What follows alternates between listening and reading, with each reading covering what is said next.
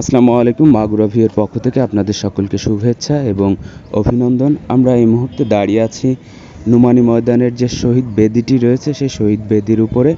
আজকে 25শে মার্চ গণহত্যা দিবস উপলক্ষে আজকের আয়োজন হচ্ছে শহীদ বেদিতে শহীদদের প্রতি শ্রদ্ধা জানাতে পুষ্পমাল্য অর্পণ। বিভিন্ন সরকারি প্রতিষ্ঠান, বিভিন্ন সংগঠন এখানে পুষ্পমাল্য অর্পণ করার জন্য দাঁড়িয়ে আছে। ঠিক 10টার সময় শহীদ বেদিতে শহীদদের স্মৃতিচারণে পুষ্পমাল্য অর্পণ করা হবে, সেটারই প্রস্তুতি এখনই শুরু হচ্ছে। আজ 25শে মার্চ গণহত্যা দিবস উপলক্ষে শহীদদের প্রতি শ্রদ্ধা জানাতে পুষ্পমাল্য অর্পণ করা হচ্ছে। এখনই শহীদদের প্রতি পুষ্পমাল্য অর্পণ করা হবে। অনেকগুলো প্রতিষ্ঠান, অনেকগুলো সংগঠন আমরা দেখতে পাচ্ছি। শুরু হলো শহীদদের প্রতি শ্রদ্ধা জানাতে 25শে মার্চ গণহত্যা দিবস। দারুণভাবে এই আয়োজনটি জেলা প্রশাসক কর্তৃক আয়োজন করা হয়েছে।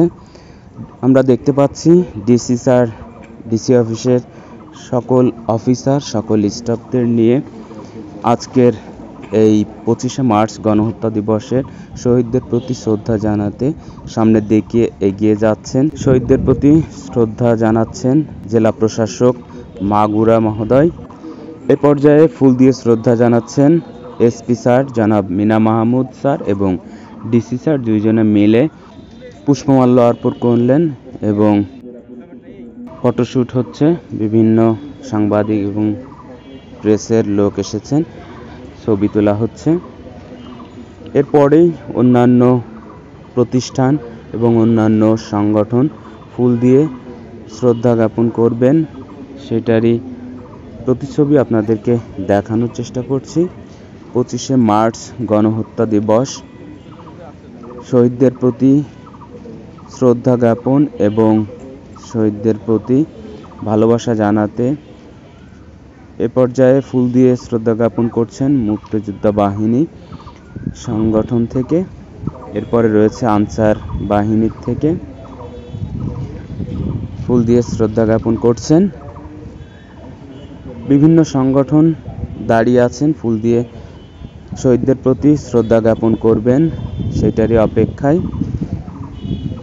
মোটামুটি অনেক প্রতিষ্ঠানই আজকে 25শে মার্চ শহীদদের প্রতি ফুল দিয়ে শ্রদ্ধা জ্ঞাপনের জন্য দাঁড়িয়ে আছেন। আমরা দেখতে পাচ্ছি জেলা শিল্পকলা একাডেমি মাগুরার একটা টিম শহীদদের প্রতি ফুল দিয়ে শ্রদ্ধা জ্ঞাপন করবেন।